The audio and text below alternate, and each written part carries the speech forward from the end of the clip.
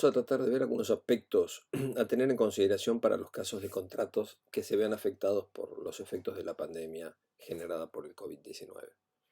Lo primero que tenemos que recordar es que el artículo 7 establece cómo se aplica la ley con relación al tiempo y en cuanto a la aplicación de las normas del Código Civil y Comercial a los contratos celebrados con anterioridad a su vigencia, que empezó el 1 de agosto del 2015, dice que se van a regir por la ley vigente en el momento de su celebración, salvo que se trate de contratos de consumo y las nuevas normas del código, normas supletorias, sean más beneficiosas para el consumidor. En ese caso se aplica la norma más beneficiosa para el consumidor.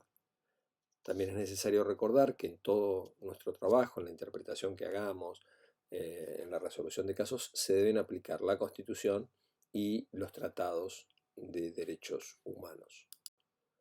Esto requiere un balance de derechos, balancear constitucionalmente para tratar de alcanzar soluciones justas a los distintos derechos que pueden estar involucrados en un caso, porque también no solo estaremos discutiendo eventualmente entre un reclamo basado en derecho de propiedad y otro reclamo vinculado con la vivienda adecuada o distintas situaciones que se pueden dar en los contratos que tienen sustento en normas constitucionales o convencionales. Y también se requiere el diálogo de fuentes, porque muchas veces tenemos situaciones que están reguladas por más de una norma y algunas de ellas de distinta jerarquía o procedencia. Por ejemplo, las normas, las cuestiones de los contratos de consumo están regidas por el artículo 42 de la Constitución Nacional, norma de rango superior, pero también por las normas de la Ley de Defensa del Consumidor subsistentes más allá de la sanción del Código Civil y Comercial, muchas de ellas, y por las normas del Código Civil y Comercial en materia de relaciones y contratos de consumo. Entonces yo tengo que hacer una interpretación que permita alcanzar la mejor solución posible con la aplicación del conjunto de normas que tengo que aplicar, teniendo en cuenta su jerarquía, obviamente. Hay que recordar que el contenido normativo de un contrato está dado por un conjunto de normas de distinto tipo. A ver, yo puedo redactar un contrato de compraventa de un transatlántico, de un hotel o lo que fuera en 4 renglones, basta con que ponga lugar, fecha, la identificación de las partes, la cosa y el precio. Y el resto lo regula el código. Está en el código, la solución la tengo que encontrar en el código. Ahora, si yo quiero que algo no sea aplicado como lo prevé el código, porque quiero prever algo especial para el caso del incumplimiento de la otra parte, hacer una cláusula resolutoria específica o lo que fuere, tengo que redactarlo. Entonces, primero, lo que yo no puedo alterar nunca son las llamadas normas indisponibles. Aquellas en las que está involucrado el orden público, sobre, por ejemplo, la capacidad de las personas, las que establecen prohibiciones, las que establecen la nulidad en caso de inobservancia de lo en ellas enunciado. Después vienen las que yo puedo redactar de consumo con la otra parte, negociarlas. Las normas particulares son esas. Y abajo quedan las supletorias de una ley especial, por ejemplo la de medicina prepago del seguro o las del código en general. Entonces, esas se van a aplicar para rellenar todo aquello que nosotros no hayamos pactado por separado o en nuestra negociación. En caso de que en el trabajo nosotros tengamos que declarar la nulidad de alguna cláusula, prever la declaración de nulidad de una cláusula, encararla, eh, tenemos que tener en cuenta que la integración, esto es el rellenado, si se quiere, del contrato, para decirlo burdamente, se tiene que hacer aplicando esta jerarquía normativa. Primero las indisponibles de las que les hablé antes, después las particulares del contrato, porque el mismo contrato me puede estar dando la respuesta dentro de su sistemática, dentro de su sistema normativo, sobre cómo suplir esa norma que declaramos nula. Luego las normas supletorias de alguna ley especial o las normas supletorias del Código Civil. ¿Qué ocurre con el COVID? Bueno, el COVID nos presenta una situación no vivida en esta magnitud con anterioridad. Las emergencias en la Argentina han estado normalmente vinculadas con obligaciones de sumas de dinero, pero en este caso afecta a todo tipo de prestaciones y a todos los contratos al mismo tiempo. Las herramientas técnicas para el abordaje de la emergencia son básicamente 4. ¿Sí? Hay que verlas caso por caso, ¿no? O sea, cuál puede ser la solución, si corresponde aplicar alguna de estas o no, eso se ve caso por caso y de acuerdo a lo que hayan planteado las partes. Pero básicamente son la imposibilidad de cumplimiento, la tutela preventiva, la frustración del fin y la imprevisión. Vamos a tratar de avanzar en lo básico una por una. La primera, que es la imposibilidad de cumplimiento, está enunciada en los artículos 955 y 956 y también en 1732 y 1733, de distintas perspectivas, pero está ahí enunciada. Se trata de lo que normalmente llamamos caso fortuito y fuerza mayor, o los efectos del caso fortuito y fuerza mayor sobre la posibilidad de cumplimiento. Estas dos expresiones son tomadas como sinónimos por el Código, de acuerdo a lo establecido en 1730. Los requisitos son que las circunstancias, el hecho que incide en las posibilidades de cumplimiento sea inevitable para las partes, que sea imprevisible y que sea ajeno a ellos, esto es que no hayan contribuido por su culpa, por su negligencia, etcétera, esas formas culposas a producir este incumplimiento.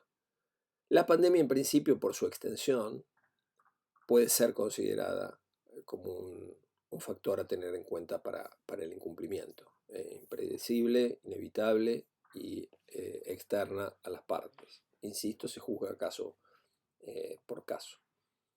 La imposibilidad tiene que ser definitiva, absoluta, no tiene que ser una mera dificultad, y objetiva. Esto es, no tiene que depender tanto del sujeto, salvo que se trate de obligaciones donde la persona del deudor es esencial. Entonces se contrató a alguien que es un concertista para que dé un concierto, etc. Y su persona es esencial y el que no pueda cumplir él objetiviza, digamos, el incumplimiento de algún modo. La imposibilidad temporaria tiene que ser objetiva y absoluta y solo tiene efecto extintivo cuando el plazo es esencial. Esto es cuando estas típicas obligaciones de contratar un catering para una fiesta de casamiento, por ejemplo, bueno, es que ya no tiene sentido que se cumpla en otro momento, o la entrega de algo para una determinada circunstancia, un determinado acto de equipamiento, etc.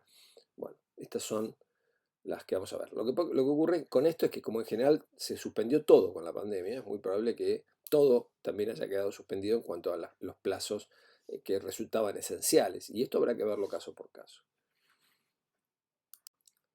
Puede ser planteado por vía de excepción o de acción. Es raro verlo por vía de acción, pero habitualmente se va a dar por vía de excepción, pero la posibilidad existe de que se plantee por las dos formas. Los efectos son que libera al deudor. En los contratos bilaterales con contraprestaciones consumidas, nada se deberá restituir. Si hay alguna prestación pendiente, se debe restituir lo recibido por la parte que lo recibió, digamos, para balancear las contraprestaciones. La obligación se extingue sin responsabilidad en tanto no se haya pactado cláusula de asunción de riesgo, el deudor no esté en mora, salvo que sea irrelevante. La mora es irrelevante aun cuando se hubiera cumplido en término, la cosa se hubiera, por ejemplo, destruido en poder del acreedor, de todos modos. Y no constituye una consecuencia del riesgo propio de la actividad, no constituye una consecuencia, porque hay actividades que son esencialmente riesgosas. La tutela preventiva tiene un origen, es un préstamo del derecho anglosajón y está prevista en los principios de UNIDROIT, que es el organismo internacional de Naciones Unidas que trata de trabajar en la unificación del derecho privado. Se rige por las reglas de la pretensión preventiva. La parte que pretende suspender la ejecución no debe encontrarse en mora en el cumplimiento y debe probar que existe una grave amenaza de daño y que ella tiene relación causal con el hecho, por el que la contraria sufre un menoscabo en su aptitud para cumplir. Se requiere comunicación fehaciente a la otra parte y el otorgamiento de un plazo razonable para que cumpla u ofrezca cumplir. Si la otra parte que cumple o da garantías de que va a cumplir, la suspensión queda sin efecto. De lo contrario, el requiriente se encuentra habilitado para plantear la resolución. Esto se da, por ejemplo, en los casos, o es útil de aplicación, cuando una persona invierte en una construcción desde el foso y ve que la obra va avanzando y él va pagando las cuotas todos los meses, pero de golpe ve que la obra para y es abandonada. Y él dice, ¿qué hago? ¿Sigo pagando o no sigo pagando? Porque esta obra fue abandonada. Entonces da una salida para buscar y entonces suspender ese pago diciendo no sigo pagando hasta que no me demuestres que vas a continuar la obra o de garantías suficientes. A eso se aplica. Entonces habrá que ver en qué casos puede cuajar en los efectos del COVID. Después está la frustración del fin del contrato. Ese señor que ven ahí es Eduardo VII, rey de Inglaterra, y está ahí porque la teoría de la frustración del fin nace con unos casos que son conocidos como los casos de la coronación, que se dieron en 1902 en Inglaterra. Este señor iba a ser coronado, sufrió apendicitis, eso hace que se suspenda la coronación. Y un señor, Henry, le había alquilado a un señor Krell el balcón de su casa para ver desfilar al rey, poder ir con su familia y ver desfilar al rey. El rey no desfiló porque estaba convaleciente de la apendicitis y el señor Henry, el dueño del balcón, le reclamó al señor Krell, perdón, el señor Krell, el dueño del balcón, le reclamó al señor Henry el pago del precio. Y este se negó, dijo, no, mire, la finalidad del alquiler era ver desfilar al rey. Si el rey no desfiló, yo no tengo nada que pagar. El caso llegó a la máxima instancia judicial de entonces en Inglaterra y decidieron que lo que se había producido era la frustración del fin del contrato por cuestiones ajenas a ellos, la enfermedad del rey. Y que si el contrato no tenía esa causa, no correspondía el pago. Y por lo tanto que debía restituirse el adelanto ya recibido y nada debía pagar el locatario. Eso nosotros ahora lo tenemos incorporado al código con los siguientes requisitos. La alteración debe ser extraordinaria en las circunstancias existentes, ajenidad a la esfera de control de las partes, digamos, el hecho tiene que ser ajeno a la esfera de control de las partes, no tiene que haber culpa de ellos, tiene que ser un evento no previsto al contratar y debe producir la frustración de la causa, de la finalidad del contrato. Los efectos son que la norma prevé la resolución, pero si las partes encuentran alguna forma de reconducción por vía de una reformulación causal, en principio podrían acordarla. Lo que ocurre es que si varía la causa, varía el contrato, porque la causa es un elemento esencial del contrato.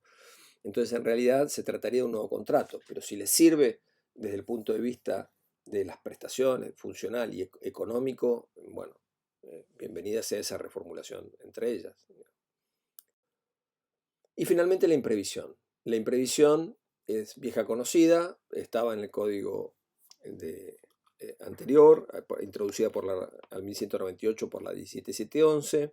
La variación que hay con respecto al régimen de ese código es que ahora el afectado puede plantear tanto la resolución como la reformulación de los términos del contrato, algo que el código no le permitía, el código anterior, donde solo se preveía que pudiera plantear la resolución. Se aplica a los contratos onerosos, conmutativos, de ejecución diferida o permanente, y a los aleatorios siempre que la excesiva onerosidad recaiga sobre un elemento ajeno a la área propia del contrato. Contrato de renta vitalicia, por ejemplo, el tiempo de vida del beneficiario. Ese es el área propia del contrato. No se puede plantear la imprevisión porque vive mucho el beneficiario, el tomado como referencia para la constitución de la renta vitalicia. Y lo mismo ocurre con otros contratos como el de seguro, otros contratos aleatorios. Y último slide. ¿Cuáles son los requisitos? Carácter sobreviniente, evento que impacta en la prestación y la transforma en excesivamente onerosa, alteración extraordinaria, inexistencia de la asunción de riesgo específico, que deben ser interpretadas con carácter restrictivo, y eventualmente los contratos de consumo incluso pueden ser consideradas nulas, y ajenidad a las partes en su producción. Bien, espero si tienen dudas, me las van comunicando y las vamos charlando.